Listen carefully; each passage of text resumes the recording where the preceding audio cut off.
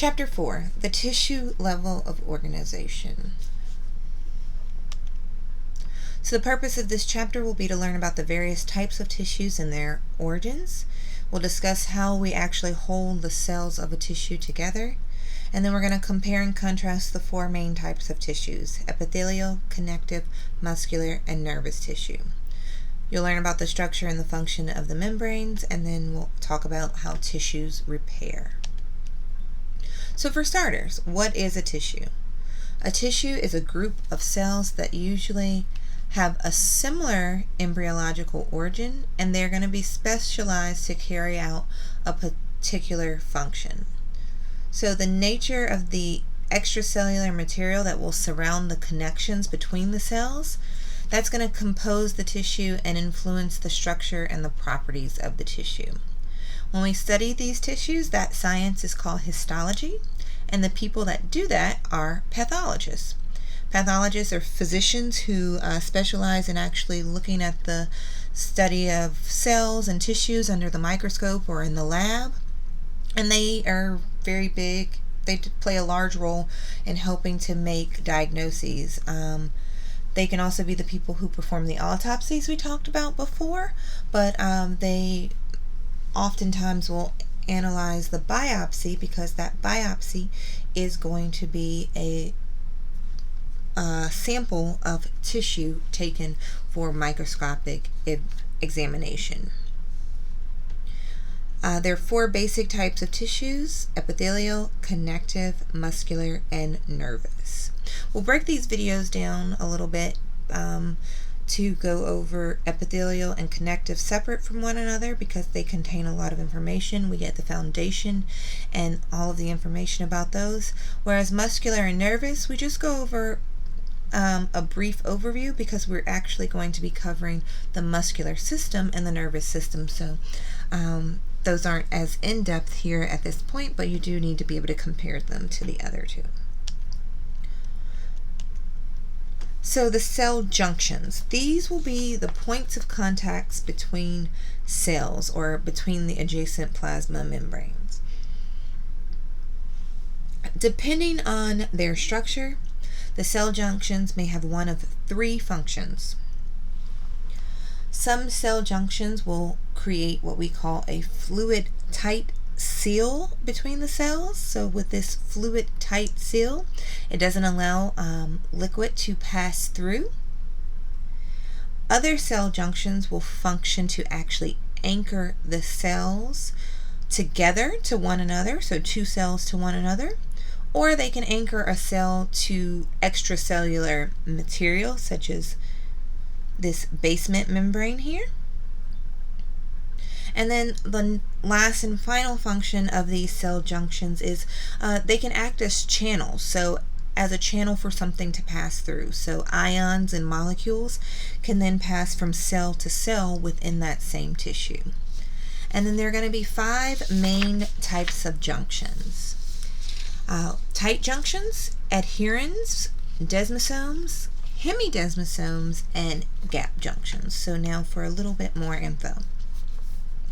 Tight junctions, those are going to be the ones that actually form that fluid-tight seal. So just as their name implies, they are most common among epithelial cells that line your stomach, the intestines, and the urinary bladder. Then the adherens junctions, those are the ones that are going to work to be the anchor, and they're actually going to anchor cells to one another. They're going to be made up of a plaque. Then the next three, the desmosomes, the hemidesmosomes, and the gap junctions, all of these are actually what we call transmembrane glycoproteins that join the cell. So transmembrane, meaning it passes from one membrane to the next membrane, or through that membrane. So the desmosomes, they'll extend across a gap, or space, we should say maybe here. They extend across a space between the cell membranes, and they'll link the cytoskeleton of cell to cell. Hemidesmosome is similar, so hemi, part of, but it doesn't link cell to cell. It actually links the cell to the extracellular material or to the outside. And then last but not least will be your gap junctions, and these gap junctions will allow the cells in a tissue to rapidly communicate through these connexins, and that's what's actually holding those cells together. So this gap junction, as I said, allows the tissues to rapidly communicate. You'll see these gap junctions again when we talk about cardiac cells or cardiac muscle. So here's a little animation that you can watch if you click through in the PowerPoint. And then let's get to talking about our connective tissue now. So we'll start with epithelial versus connective tissue. What do you see here when you look? I'll give you a minute to look.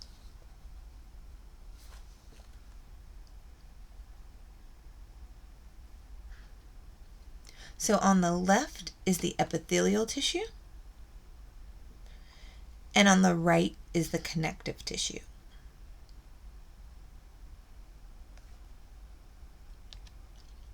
So, for starters, we notice that on the left here, it's much more dense, the number of cells. So you see these individual nuclei, and these here, many more cells make up the epithelial tissue, whereas the connective tissue, not so much. And then blood vessels, lack thereof, many coursing throughout. And then the location. So you see a free edge here, whereas here you don't see a free edge, even though we're looking at this microscopically.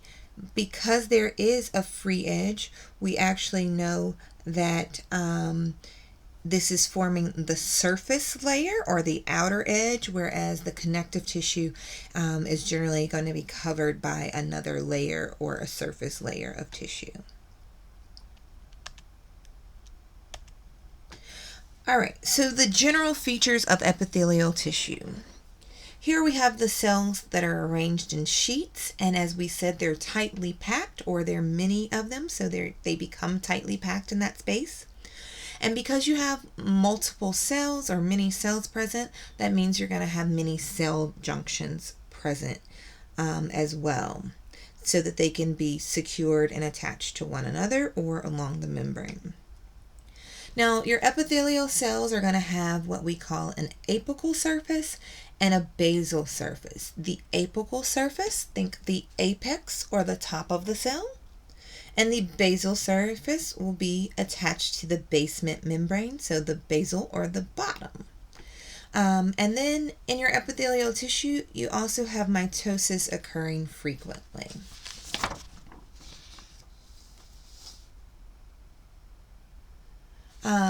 In this epithelial tissue, it's also going to be avascular, meaning that we said no blood vessels were present, and that's how you'll get the exchange of materials between the epithelium. Well, so because it's avascular, the materials that exchange between the epithelium and the adjacent or nearby connective tissue, they do so by diffusion.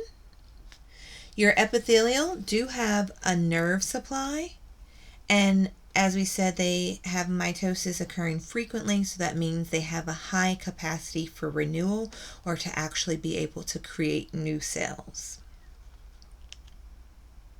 So here you see this apical surface and then the basal surface. So this is going to be the epithelial cells, and then below you can actually begin to notice the connective tissue where we have that blood supply. The nerves are in the connective tissue as well as coursing into the epithelium. All right, now classifications of epithelial tissue. We can classify them according to the cell shape, or according to the arrangement of the layers. So, according to cell shape, squamous is going to be a flat cell. Cuboidal is going to be cube-shaped, and then columnar is going to be rectangular. Then, of course, layers. Simple is just one layer. And then we'll switch over to stratified here, which is many layers, as you can see, stacked on one another. And then in the middle, we have what we call pseudostratified. This pseudostratified is really going to be a true simple classification, pseudo meaning fake, but it appears to be stratified because you can see here that some of the nuclei are at different levels in the cell, but it is truly a simple layer or one layer because each and every cell here actually attaches to the basement membrane, whereas in the true stratified, all of these cells here are not attaching to the basement membrane. All right, so simple epithelium. We'll start with simple squamous epithelium. It's going to be a single layer of flat scale-like cells, and it's adapted for diffusion and filtration. You have a table coming up with some very good review points and things, but know that you will find this in the lungs and in the kidneys as well as other places within the body. Most of the places it's found are going to be subject to very little wear and tear. So your lungs, your kidneys, they're well protected organs and they don't get a lot of wear and tear. You have endothelium, which will actually be the lining of the heart and the blood vessels, and then you have mesothelium that's going to line the thoracic and the abdominal pelvic cavities to cover the organs with them. Next we have our simple cuboidal epithelium, and it will be the simple layer of the cube-shaped cells. It performs functions in secretion and absorption. And as I said, you have that table coming up that will let you know where you can find many of these simple cuboidal cells. Next is simple columnar.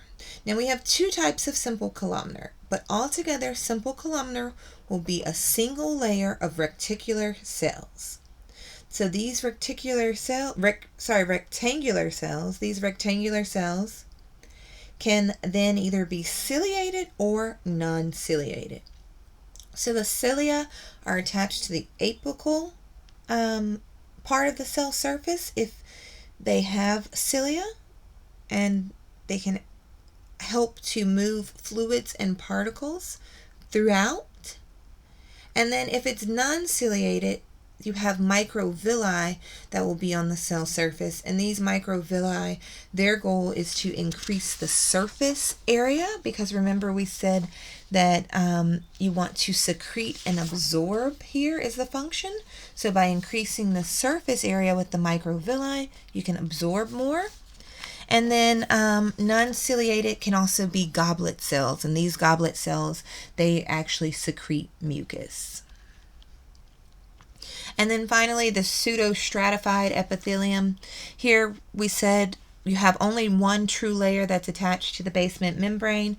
It just appears that you have several layers. The basal cells that are in the stratified squamous epithelium, they'll replicate by mitosis and eventually work their way up to the surface. So here you have,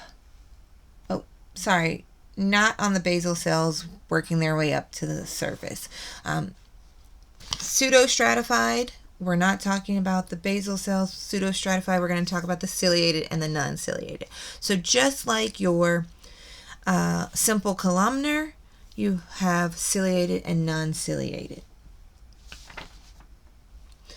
In the pseudostratified, the ciliated columnar, those are going to actually be the ones that reach the surface, and they'll secrete mucus or have cilia that sweep away the mucus. And in the non-ciliated, those will contain no cilia, nor will they contain goblet cells. So here are those tables I was mentioning. All right, and now on to the stratified epithelium. So we have stratified squamous epithelium, stratified cuboidal, stratified columnar, and then we have a transitional epithelium. So the stratified squamous epithelium, it will either be keratinized or non-keratinized. In this stratified squamous epithelium, you have several layers of cells in which the top layer is going to be flat, and the deeper layers can actually vary in shape from cuboidal to columnar. But that most, the top layer, it is flat, and so hence it is stratified squamous. Now, the keratinized stratified squamous epithelium is going to create a tough layer of keratin. Keratin's a protein. It's hard and resistant to friction, and that'll also help us to repel bacteria. The non-keratinized stratified squamous epithelium does not contain keratin, and those cells are going to remain more moist. Here we have a clinical connection that I'd like to mention of a pap smear. So during this process, they will collect samples in the secretions of the cervix and vagina, and these secretions can then be looked at under the microscope for early detection of changes in the cells that might actually indicate cancer or precancerous condition. So the cells here in that area are going to be stratified squamous. The stratified cuboidal epithelium is actually rare, and it contains 2 or more layers of cube-shaped cells, and they'll serve mainly a protective function. The stratified columnar is somewhat rare, and you have several layers, and this is where the top layer is going to be columnar shaped. Here it functions in protection and secretion. And then finally, the transitional epithelium. You have several layers of cells, and their appearance will actually vary, so hence the transition. Also transitional because these cells are capable of stretching or allowing the organ to stretch, and so it permits the distension of an organ. So think about your urinary bladder. When it is not full or non-distended, then those cells can be more compacted. But when you fill it, you need to allow it to stretch, and so you have this transitional epithelium. And your same tables here mentioning those things.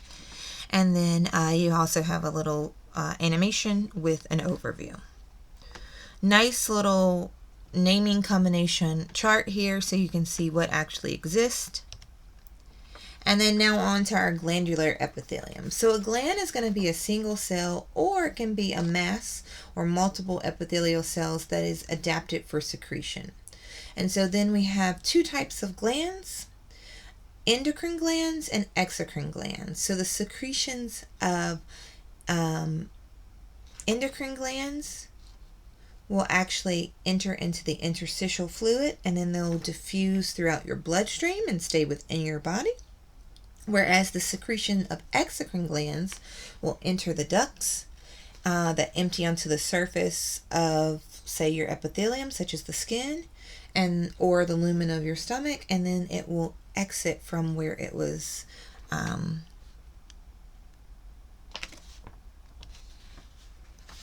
and then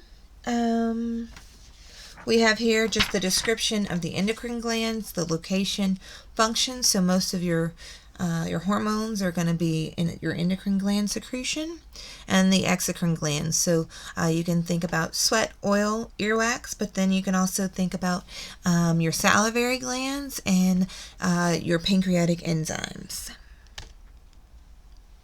So we'll classify these based on the number of cells and then also the shape. So unicellular will just have 1 cell. That'll be a goblet cell, so secreting the mucus. Then the multicellular will have, those will be your sweat, your oil, and your salivary glands. You have all of these forms: tubular, tubulo-acinar, simple, and compound glands. We'll go over the shapes in the next slide, but these shapes will, combining the shape with the actual secretory portion and the degree of how many branches you have will help you to name them. All right, and then functional classification. So before, when we classified based on the number of cells and the shape, that was a structural classification of our exocrine glands, and now our functional classification is either merocrine, apocrine, or holocrine glands. Your merocrine glands form the secretory products, and then they discharge it by a process called exocytosis, or allowing it to just be expelled or exit. And so an example is your salivary gland here. That secretion is just created, and those vesicles then exit through the duct. Your apocrine glands accumulate their product, and then once they accumulate the product, it'll go to the apical surface of the cell here. Once it gets to the apical surface, it then begins to pinch off, and that pinched off portion will be completely secreted, separating itself. And then you'll repeat that whole process again. And then finally, your holocrine glands, they will begin to accumulate the secretory product in the cytosol of the cell. And then once the cell itself dies, it and the products, so the actual secretory product and any other cell products, will be discharged as a secretion. And that discharged cell is replaced with a new cell. So we'll pause here, and this will be the end of our epithelial tissue.